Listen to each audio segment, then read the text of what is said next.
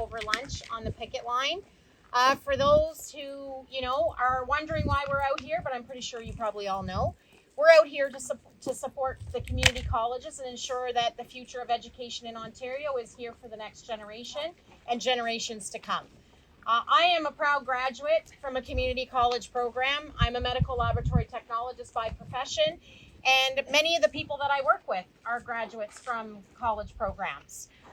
We have a large recruitment and retention issue in the province of Ontario and across Canada. I know many of you have probably heard that, but it doesn't seem like this government actually wants to address recruitment and retention issues. Instead, they're doing the exact opposite. They're actually cutting programs across this province. Over 650 programs now have been cut. Over 10,000 jobs have been lost. That is the exact opposite of investing in the future to ensure that the workforce is there when people retire and leave the workforce. We know that community colleges are the backbone in many small communities like Haliburton. They allow people to get access to education close to home. It means you don't have to pay to travel. It means you don't have to pay higher costs because you're living in a city that costs way more to live in order to get the training and the education that you all deserve. So thank you for coming out and standing in solidarity with the college support staff who are out on a picket line. The reason they're out here is because this government has intentionally made choices to underfund the programs in this province that make the province work. We now underfund education at the lowest in Canada. That is not a race we want to win.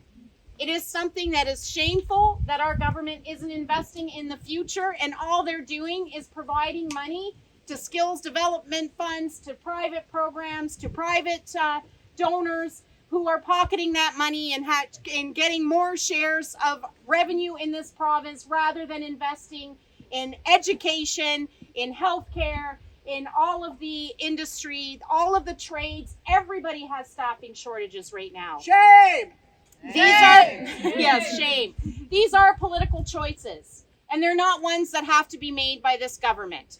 They could make a different choice. There is plenty of money to go round when they're talking about providing access to Greenbelt for investors and developers. There is plenty of money to go around when they're talking about investing in the private agencies. Over a 10-year period, over $9.2 billion went into private agencies to staff only public hospitals. That's not any other industry that we all know are using staffing agencies. That's money that could have been reinvested in public education. It could have been reinvested in your community here to keep the Haliburton campus going. It could have been reinvested in better jobs. It could have been reinvested in more community colleges. There are a lot of communities that don't have access. People have to travel. So they are making choices that are hurting our communities, and it's time that everybody stands together to fight all of the cuts to education across this province, because what future do we have if we cut education, which is one of the great equalizers? It ensures that everybody has access to education and good jobs from that education. And if we allow them to take education, quality, accessible education away, it means the wealthiest will be able to benefit, and those of us that don't have the money or the resources, and the people that are the working poor or the poor, will not have access to quality education. And shame on this government. Shame! Quality education has built this province and built this country. All of the workers came from a quality education program, whether it was a skilled trade or whether it was a professional program. That's what built our country, and that's what's going to continue to build our country on a go-forward basis. So thank you for joining us all here today. Make sure you stay together, stay solid. The only way you're going to win this fight is you stay united in the fight as students, as faculty, as support staff, uniting to protect public education. It's the right fight, and everybody's on your side, including all of the rest of OPSU who benefits from your programs. Thank you very much for joining us today. Thank you.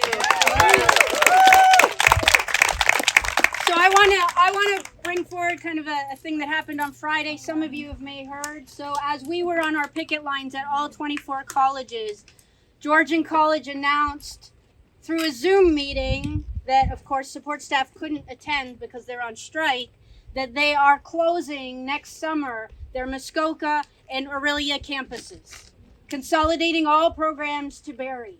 That is not only a college issue, that is a community issue. If something like that were to happen to the Haliburton campus, there will be economic impact to this community. And that is what we're standing up for, not only at our bargaining table, but the Save Our Colleges campaign. We are bound with the Ontario Federation of Labor. We have ETFO from the elementary elementary teachers union to the secondary teachers unions. They are all standing with us every day on our lines. You might not see it here in Haliburton, right? Because of the way the labor offices are, and there's not any like right here in Haliburton, but we've called them to our lines and they're supporting our pickets and they're coming out and they're speaking out. So in Peterborough, the OSSTF that covers all of the high schools in our area and jurisdiction, and again in Trillium Lakelands, they've gone to their superintendents and said, why are you taking the dual credit programs out of the college? Our students need to see what labor is doing for them, right? Because this isn't just our fight. This is for my kids. This is for some people's grandkids. We need the college system, right?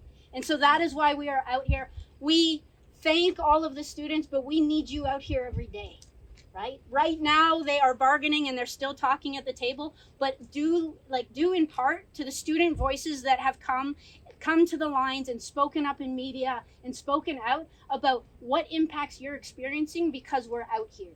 And what impacts you will experience if your program gets closed down tomorrow. Because we have no transparency in how they're making cuts across the colleges, right? We talk about 10,000 jobs. 650 programs across this province have been cut in the last 6 to 8 months.